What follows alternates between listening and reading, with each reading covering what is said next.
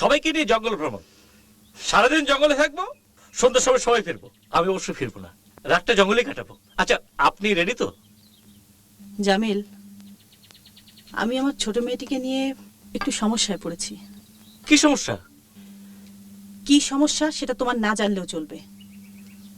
আমি খুব খুশি হব জামিল, তুমি যদি ঢাকায় চলে যাও। প্লিজ।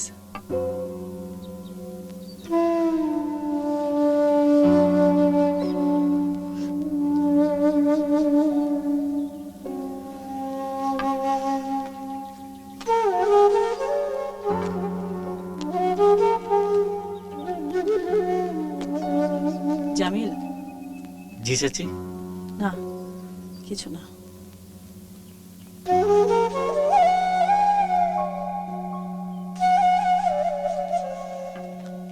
আপু, আমি রেডি।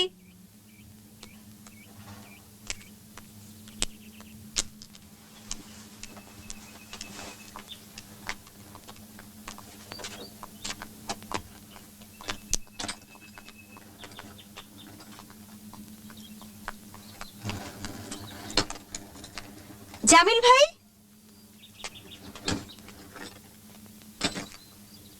আপনি কোথায় যাচ্ছেন? ঢাকা থেকে আমার একটা জরুরি খবর আসছে, ইমার্জেন্সি, আমাকে যেতেই হবে। খবর কিভাবে এসেছে? মোবাইলে। আপনার তো মোবাইল ফোন নেই। ইয়ে মানে সাব্বির সাহেবের মোবাইলে। কেন মিথ্যা কথা বলছেন জামিল ভাই? সমস্যা কি? মা, শোনো তো,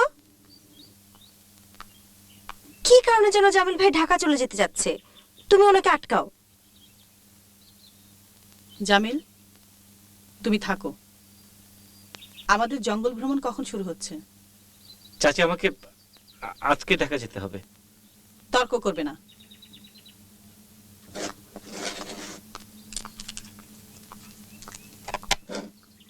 নিশাত, সবুজ শাড়িতে তোমাকে দারুণ মানিয়েছে। মনে হচ্ছে তুমি বোনের রানী।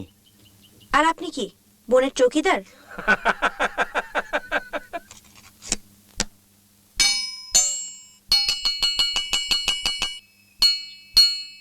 জঙ্গল সাফারি, জঙ্গল সাফারি, এক্ষুনি জঙ্গল সাফারি শুরু হবে, সবাই তাড়াতাড়ি আসুন।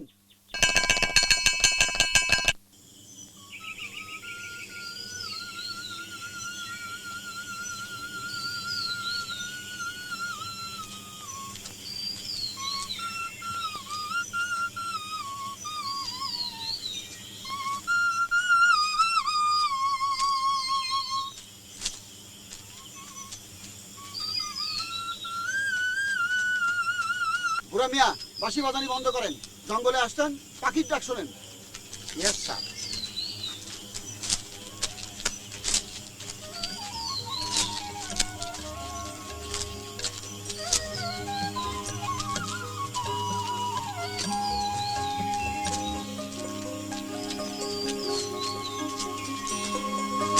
মন খারাপ? জামিল সাহেবের পাশাপাশি হাঁটতে পারছো না, এই জন্য মন খারাপ? আপনার অনেক বুদ্ধি। শোনো দিলু, যে যাই বলুক, সবসময় চেষ্টা করবে প্রিয়জনের পাশাপাশি থাকতে।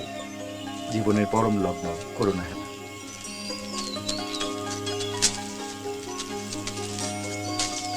দিলু, এদিকে এসো। না, বেড়াচ্ছে, বেড়াক না। তুমি যা জানো না তা নিয়ে কথা বলো না।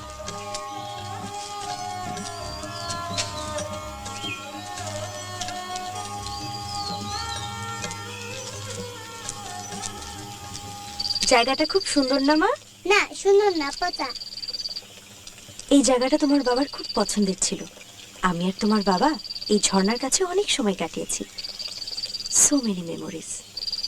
বাবা আমাদের সঙ্গে থাকলে আমি কি করতাম জানো মা? কি করতে? বাবা গায়ে হয়ে ঘুরতাম। টুনটুনি, হাঁটতে নিশ্চয়ই কষ্ট হচ্ছে। এসো, আবার ঘরে এসো, এসো।